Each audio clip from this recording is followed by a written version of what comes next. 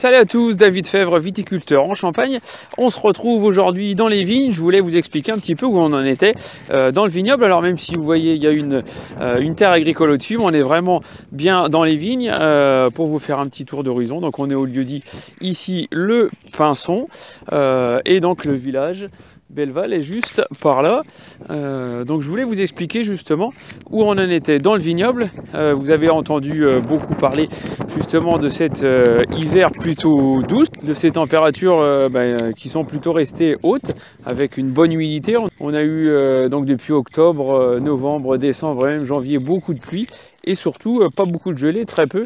Une petite période fin de l'année dernière et puis une période il y a 3 semaines. Mais voilà, moins 3, moins 4, moins 5. Ce n'est pas descendu de trop. On sent bien que la nature se réveille un petit peu plus vite. Et c'est donc ça que je voulais vous expliquer justement. Donc je vais vous montrer à quoi on peut le voir justement. Alors voilà, la caméra est retournée. Je vais approcher un petit peu justement sur ce bourgeon. J'espère qu'elle va le prendre. Voilà. Vous avez donc le bourgeon qui est ici, là qui est encore bien en bourgeon d'hiver. Celui-ci, on voit encore, on le voit encore bien protégé par les écailles du bourgeon.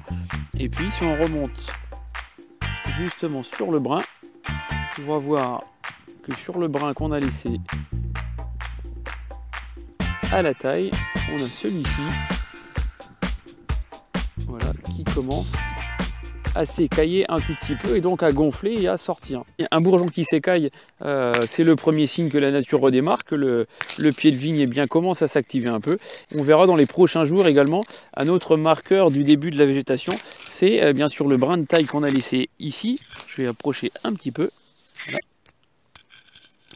On va voir apparaître les premiers flux de sève qui vont justement avec le réchauffement du sol provoquer un début de fonctionnement de la plante. Je dirais les premières montées de sève vont sortir par rapport à ces plaies de taille qu'il y a au centre du pied.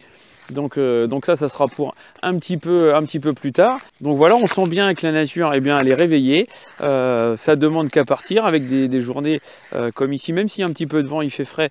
Mais par contre, on a quand même une bonne température et on sait quand on passe au-dessus de 10 degrés, voilà, avec un hiver qui n'a pas trop été présent, ça va forcément démarrer beaucoup plus facilement. Ce qui va nous alerter un petit peu dans les prochaines semaines et plus tôt que prévu, c'est l'herbe. Il faut absolument qu'on s'occupe de l'herbe et vous voyez, il y en a un bon tapis vert justement qui est là. Il va falloir s'en occuper pour plusieurs raisons. La première, c'est de désherber mécaniquement pour éviter que l'herbe monte de trop.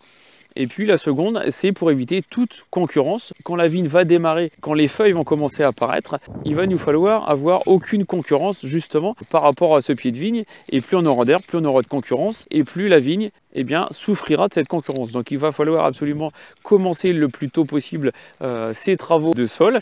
Et qui va compliquer un petit peu la donne, c'est à partir du moment où on n'a pas eu de gelée, on a une restructuration du sol, un ameublissement du sol qui a été très minime et forcément on va avoir du mal à rentrer les outils puisque combiné avec beaucoup d'eau cet hiver, on a des sols très compacts. Donc il va falloir sans doute plusieurs passages pour arriver à faire de la terre et rendre cette terre un petit peu souple. Voilà, donc ça, je vous expliquerai ça plus tard. Là aujourd'hui, je vais en profiter pour vous montrer la taille de la vigne ici dans cette parcelle. C'est la taille Vallée de la Marne et je vous montrerai ça dimanche prochain. Voilà, je vous souhaite une bonne journée et je vous dis à dimanche. Salut!